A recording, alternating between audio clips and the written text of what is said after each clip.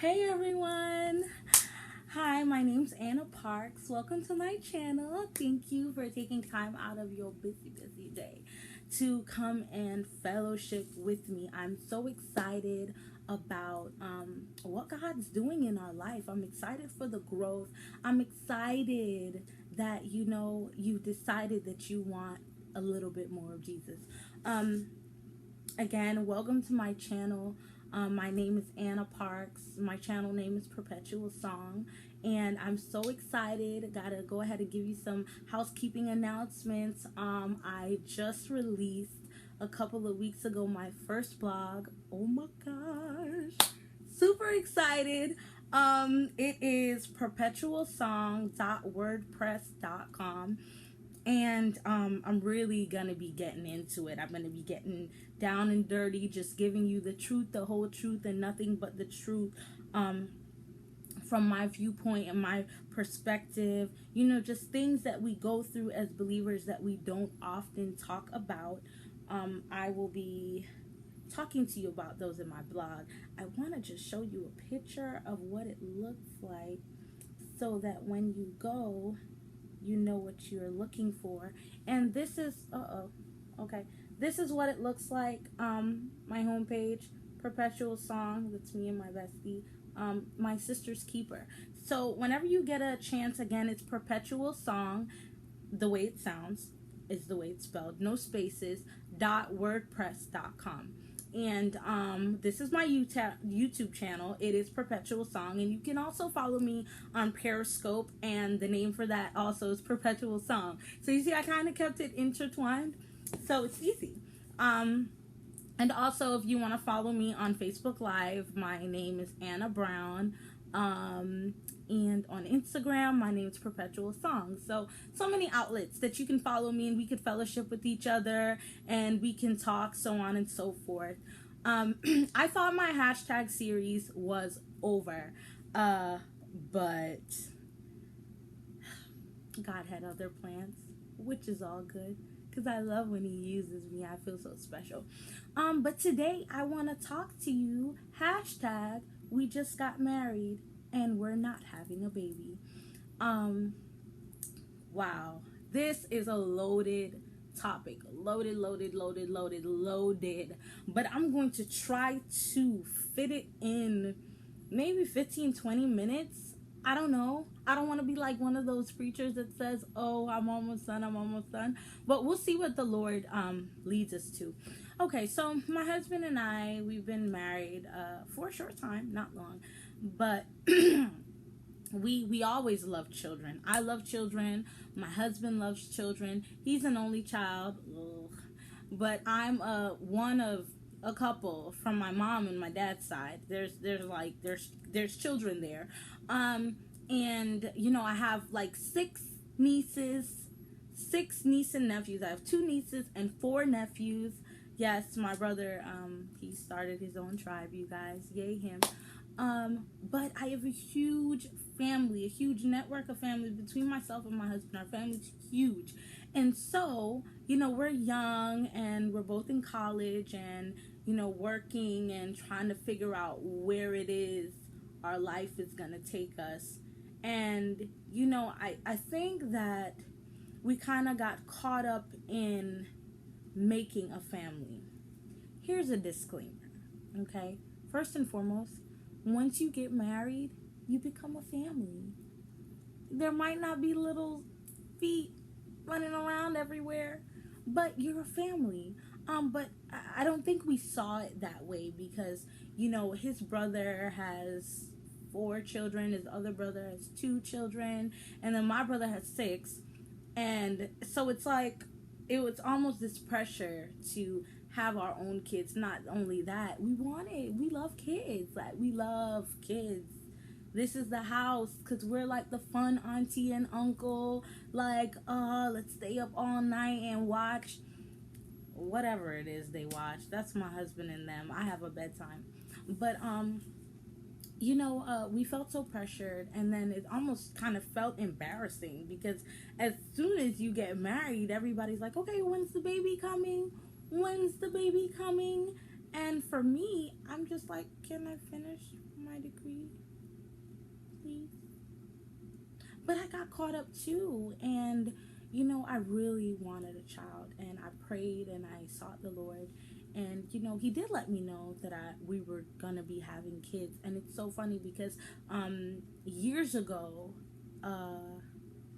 I was prophesied to, and the lady told me, she's like, I don't want you to worry. God said that you're going to have children. And I never understood it then. But, me and my husband, we were trying to have kids for, the first year of our marriage. And we just decided to stop because I firmly believe that nothing happens by chance and everything is in the timing of Jesus Christ. Ouch, my glasses. Is in the timing of Jesus Christ. So if we don't have kids now, it's because it's not time for us to have children now. But I just want to talk to, young couples or older couples who are going through the same thing. It's hard. Like, we've been there. Like, we thought that there was like a huge problem with us, that, oh my God, we're terrible. We've been to the fertility specialist. I mean, we didn't go through with it because I'm just like, oh, dude, they are not God. I don't want. I don't know. But I didn't have any peace with it because I knew that it wasn't the time. I knew that this was something that I wanted and something that we wanted. And not that Jesus didn't want us to have kids, but it just wasn't. The timing is off. But I want to talk to you. First and foremost, never feel pressured to have children. Sort your life out.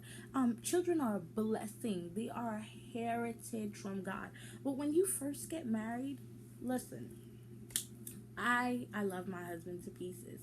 But this first year, we have two completely different personalities. So sometimes it's challenging because I'm all like hunky-dory, like, oh, baby, let's do this, let's do that. And he's all like, Anna, but did you think about this? And I'm like, oh, baby, don't ruin it. Like, why can't we just do it?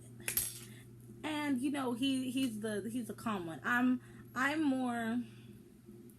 And then we switch places in other departments. But we've been spending time getting to know each other because whether you realize it or not, when you're somebody's friend, it's a whole different story than when you get married, honey. Because when you get married, all the cats come out the bag. Everything comes out. It all hangs out. Like, you have to be able to be okay with, maybe your spouse wants to brush their teeth while you're in the bathroom. Maybe you're not used to that. Maybe that's your private time. But your spouse might not see it that way. Maybe your spouse leaves clothes all over the place. Maybe your spouse, so many different things that you will have to get used to between you and your spouse, and you guys are gonna have to make a line of what's that word? I can't remember it all of a sudden. You're gonna have to have a line of compromise. Thank you, Holy Ghost. You're gonna have to have a line of compromise. Like, okay, where are you guys gonna break even? So I would encourage you, if it's not God's will, don't worry about it. If you're not getting pregnant right away, don't worry about it. Like me, I go to school. I feel like so much of my life is consumed with homework. Like, so much of my life is consumed with homework. But, my husband understands that, but I can't imagine what my life would be like if I was doing homework and I had a baby on my breast. Like, what would I do? I don't know. I've been babysitting. I babysit my youngest niece on and off. And when she's here, it's like I can't really do anything unless she naps. And when she's napping, I'm just trying to clean up so that when she wakes up and she's like, hey, no, you're not allowed to have any time to yourself, I can get up and go tend to her. But sometimes it can be really stressful when everybody's looking at you to have a child. But I just want you to rest in the fact that when the time is right, it will happen. Ask Elizabeth. Ask Rebecca. Ask Rachel. Ask Sarah. God opened their womb. Ask Abigail. Ask Bathsheba. God opened their womb when the time was right. Hannah, she was barren. And, even though her husband loved her, she was the first wife. Penina was tripping on her because, Penina was the second wife. And she was basically just a namesake because her husband didn't love her like he loved Hannah. But when the time was right, she had children. Listen to me. I know how much it hurts. I know what it feels like to look in the mirror and you're like, you feel less of a woman. You feel like, okay, am I really like, that giving birth, having a baby is so basic. Like, I should be able to do that. What's wrong with me? I should be able to do that. I know what it feels like. I know what it feels like to cry yourself to sleep. I know what it feels like to have tension and to resent your spouse or to resent the people around you that are just popping out babies left, right, and center. But I want to encourage you today that when the time is right, you're going to have your baby. And I want to also encourage you to keep your options open. Seek the Lord. Ask Him, God, should I adopt? I mean, listen, there are benefits to adopting. So many babies out there need mommies and daddies. And they need your love. They need your compassion. They need like all your funny jokes, all the weird things you'll teach them. Like, they need that. And not only that, I mean, if you adopt a baby, you're not gonna get like super fat and you'll get to be skinny. You won't have to go through labor. I don't know. But when you adopt a child, I feel like you are opening your home to so many possibilities because you don't know what you're gonna get. You don't know the temperament. You don't know anything about this child, but you do know that you're able to love and you have enough love to give to this baby. I also want to encourage you, if you're having issues with fertility and you've prayed about it and you've asked God, check out your insurance. See if you guys have, like fertility specialists that you guys, see if you're covered and see if you guys can go see somebody. Don't be afraid. Look, honey, I believe in the great physician, but I also believe that God gives us gifts to do certain things. Like, I believe that God has gifted people to be doctors. I believe that God has gifted people, just like you have people who have the gift of healing in their hands. I believe that God gifts people to do these things. Go check your blood work out. Maybe it's just like as simple as, changing your diet around a little bit. I know I found out a couple years ago that some people, if you have a certain blood type, certain foods really don't go along with your blood type. Your body just doesn't like certain foods. Like for me, my body doesn't like chicken.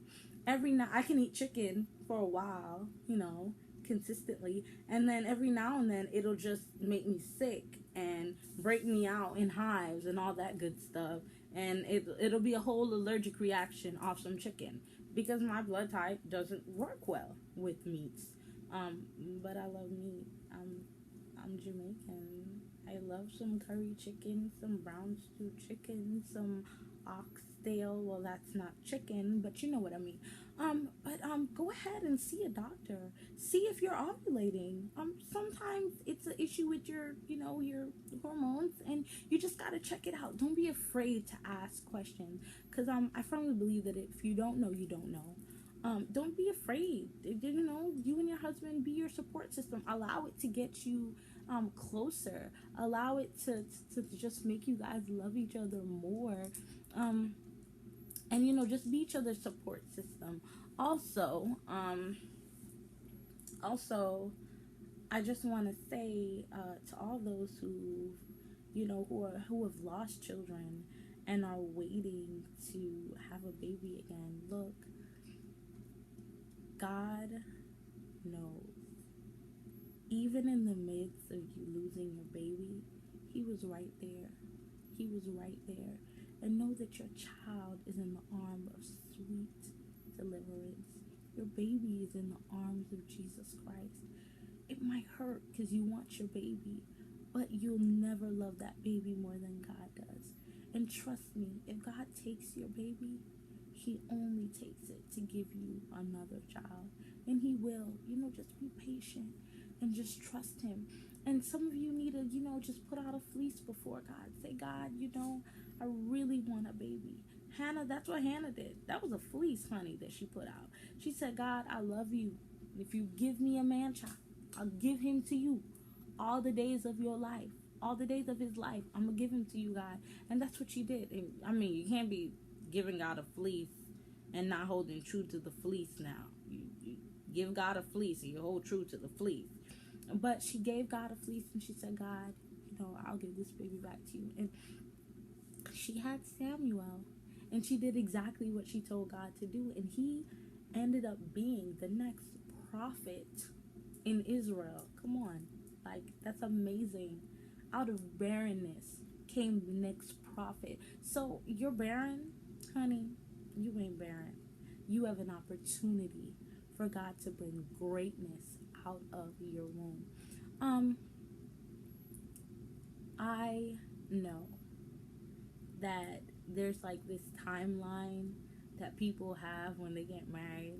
They get married and next thing they want to pop babies out. I get it. I was that person. Sometimes I still am that person. But I've learned that there's nothing like the timing of God. God's timing is amazing. I couldn't imagine having a baby right now in my life. I couldn't imagine it. I don't know what I would do. When I have my niece, she's 10 months old.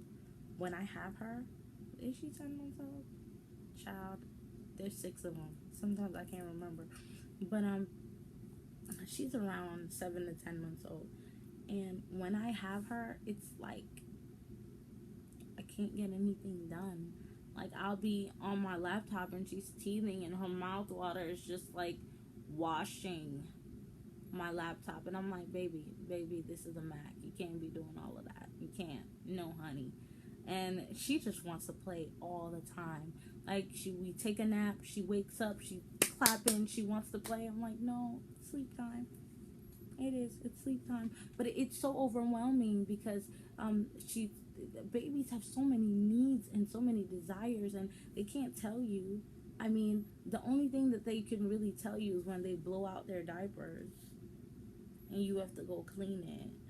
But other than that, they can't really tell you anything. But I just want to encourage you guys just to wait on the Lord. Be of good courage. He's going to strengthen your heart. It's going to be okay. Maybe you don't have a baby today. Maybe you won't have one tomorrow. But it's going to be okay. It's going to be okay. I know that all things work together for good to them that love God, to them that are called according to his purpose. In the meantime, work on your purpose. Work on your call. Work on the gift and the things that God has given you, and try. Just, work on getting to know God better, because heaven knows getting up at 4:30 to pray with these children has been a task. It has been a task, because I get up every morning and I pray at 4:30, and these kids, as soon as they hear the alarm, she's like up, and my nephew, he'll go back to sleep. But my niece, she's like, no, nobody's sleeping. We're all going to be up, since you want to set alarms and everything. And I'm just like, God, why? Why, God? But anyways, long story short, guys, just trust in God. It'll happen. And it'll happen when you least expect it to happen. Whatever you decide to do, trust God. Trust him. If you want to go get yourself tested, your hormones checked, go to a fertility doctor. Before you make any decision, you and your husband, just trust God. Ask him what he thinks. Ask him, God, is this the route that you planned for us? Is this what you had in mind when you thought of us and our child? I love you guys very, very, very much. And I just want you to be encouraged. It'll happen in its own time, okay? I love you guys. Jesus loves you best. Bye, guys.